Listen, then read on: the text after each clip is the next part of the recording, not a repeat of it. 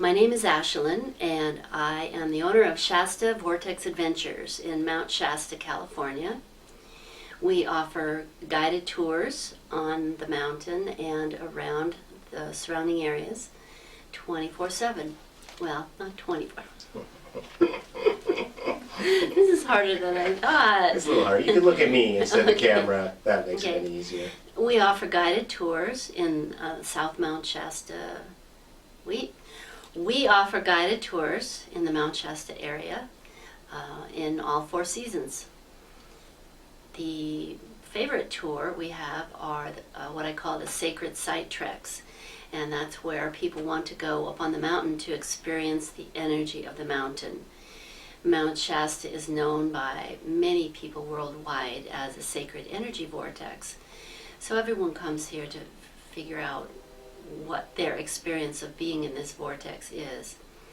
I always say, when you're on the mountain, if you go up there with the right intention, the right attitude and humility, that it's easier to talk to God up there, whoever you may think your God is. So on our sacred site treks, we encourage people to become receptive to the energies of the mountain and invite them to become receptive to anything that spirit may have to offer them, and state what their intention is for the day. And we take them into areas that are not always vortexes, but sometimes to sacred springs, to portal areas, trying to shift their energy to a place where they can get out of their head and into their hearts and experience more of the spiritual aspects of reality. I usually take my dowsing rods with me, have them right here, these copper dowsing rods. I'll start out by measuring the outer edges of the aura of the people that we take on our journeys. I'll measure that in our office here. And then once we've been up on the mountain and have done our prayers and ceremonies in these sacred spots, I measure their aura again, and almost always the size of their aura triples. And they ask me, what is this all about? And my explanation is that this is part of what I consider to be the ascension process, is finding ways to access higher and higher vibrational frequencies at sacred sites around the world, or in whatever way should work for you. And that will help you to access or accrue or experience a higher level of vibrational frequency. And once your aura's been 40 feet in diameter, once it's been there, it's easier for you to get back to that place. So that's my little version of working toward the ascension process. I also measure the outer edges of the vortexes with the dowsing rods. To me, if it's like this, that means that's the outer edge. If it's like this, that means I'm standing in the energy field of the vortex. So I have to back up until the rods actually get like this. Can you see that better on camera? Mm-hmm. And sometimes when I'm in the center of a vortex, I'll put my arm up and ask it's doing a good job. It's showing me that we're in the center of a vortex now. I always jokingly say my office is a vortex, so hey, maybe I'm right. Anyway, this is a room where I do a lot of healing here, so here we are in a vortex. And then I've learned to identify ley lines. One place I take people is a dirt road that goes into an old mineral bath resort. And you're on the dirt road, and then there's a hillside right here. And there's 2 really large trees that grow out of that hillside, kind of in a curve like this, and then they go up. And there's another tree over here, maybe 20 feet away. So same curve. And I've been told that that indicates that there is a ley line coming from up the hill, going down into the creek. So we get out our trusty dowsing rods, and I ask it to show me the outer edge of the ley line, and it's straight this time. And I've noticed that I feel some energy in my heart, like something shifts just slightly when I walk into the vortex itself. And then once again, I'll ask for it to show me the center of the ley line, and it'll do its little spinning around in a circle thing. And then I go to the next tree, and just beyond the next tree, I ask for the outer edge of the vortex, and it shows me again. And one time, it's kind of interesting, this lady was standing in the center of that ley line, and she goes, "Oh my gosh, I'm feeling kind of lightheaded." And I said, "Just breathe through it, let me know what else you're experiencing." "The chatter in my head is gone. The chatter in my head is gone." Which didn't happen very often for her, so she got lightheaded and more aligned with her true self, shall we say. So it's fun playing with the vortex energies, the portal energies,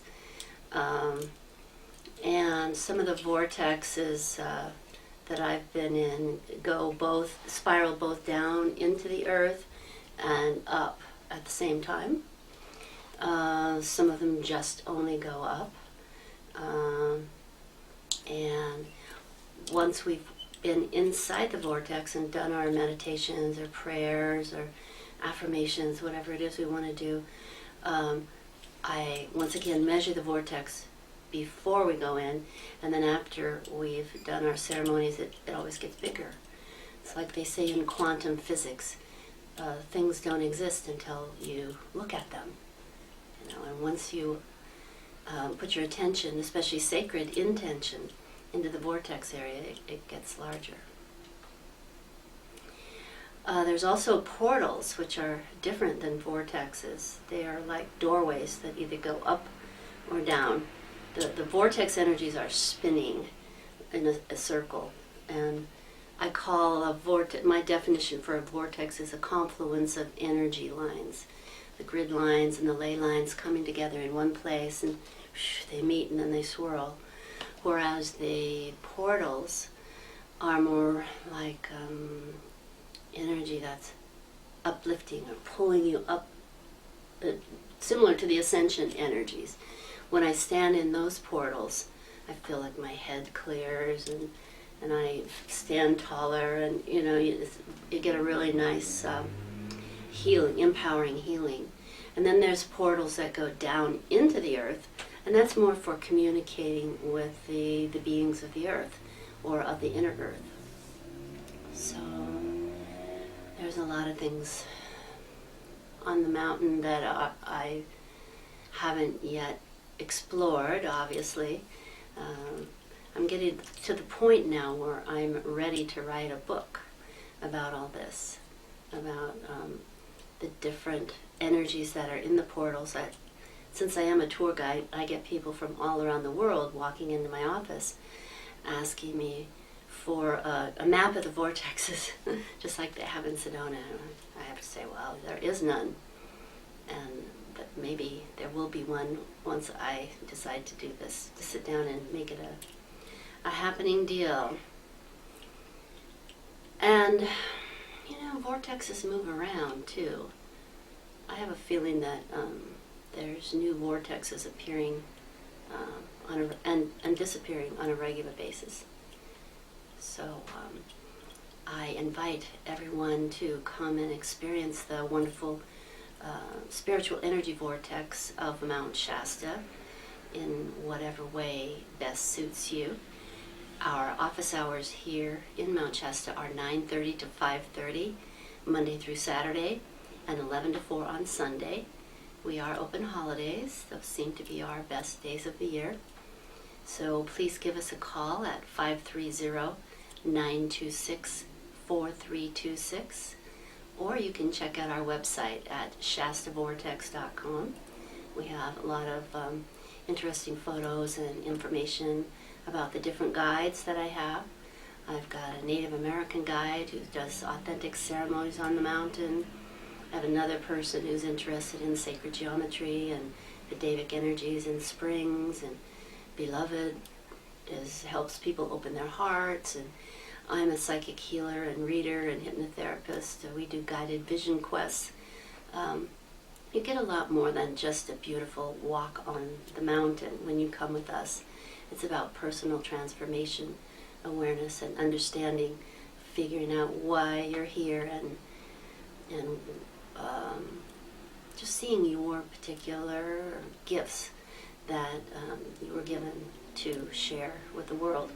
We help people to uncover that information about themselves and have a good time in the process.